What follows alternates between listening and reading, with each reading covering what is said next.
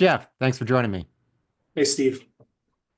Hey, we are talking about multifamily apartment rents and how they are set to rise by some of the available data, available opinions out there. I think we'd agree with a lot of this. We saw a spike in rents, of course, during the early years of the pandemic.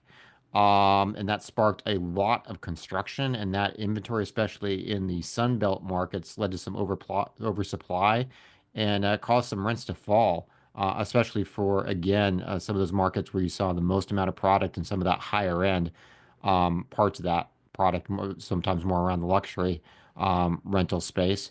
But now we're seeing more people renting longer with higher mortgage rates. We're seeing the cost of ownership, and we've talked about this, insurance also, not just mortgage rates, make buying more and more unaffordable. And we're seeing that all that some of that new product, that new construction pipeline actually being absorbed.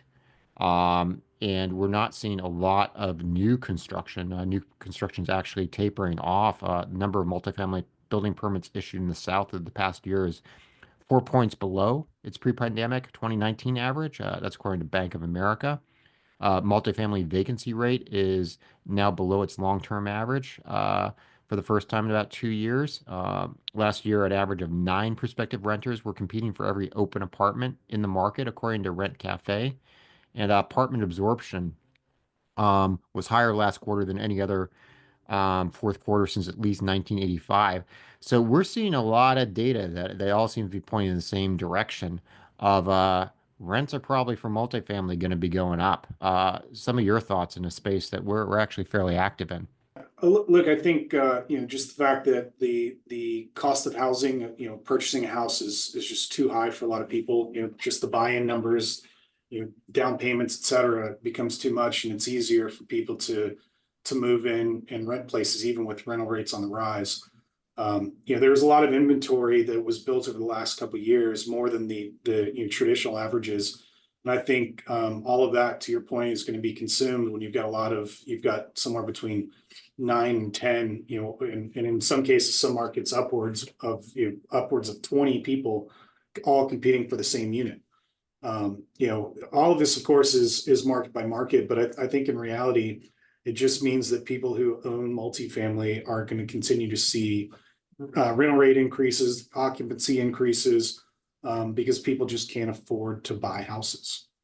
Yeah, and I think another issue that we're certainly kind of locked into is that a lot of the new product is really kind of more the high end, kind of the luxury, just because of building costs, material costs. So even the new product doesn't necessarily address the house affordability crisis we've really got, that people can't find affordable housing because a lot of it isn't really affordable housing that's even come online. So I Yeah. think we still see a real opportunity in this space, not just in multifamily, um, but we really also like some of that non kind of luxury, non high end product because they're just not building it and they really haven't kind of figured out, the code to building affordable housing, with higher labor costs, higher material costs. How do you meet that demand in a way that's actually affordable to folks? So, we like looking for good opportunities with existing product, and I think that's a trend that's got a ways to run. Yeah, I think there's another probably stark reality for some people is that you may want some of these renters may want Class A, but they just can't afford Class A rental rates. You start looking in some markets, you could be looking at $4 or $5 a square foot as a rental rate for something that's 600 square feet and considered Class A.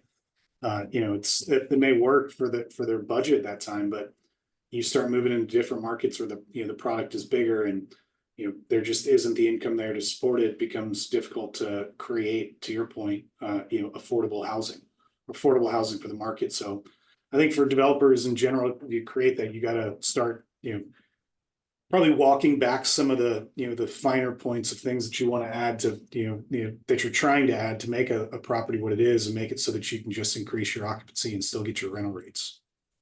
Yeah, hey, I think, kind of the bottom line here is some bad news for renters, and probably some good news for landlords and investors in multifam, based on these trends. So, hey, if you disagree or have some other thoughts, hit us up in the comments, give us a thumbs up, Subscribe if you haven't and visit our website, selectfincap.com. Get on our free newsletter and a look at exclusive real estate investment opportunities.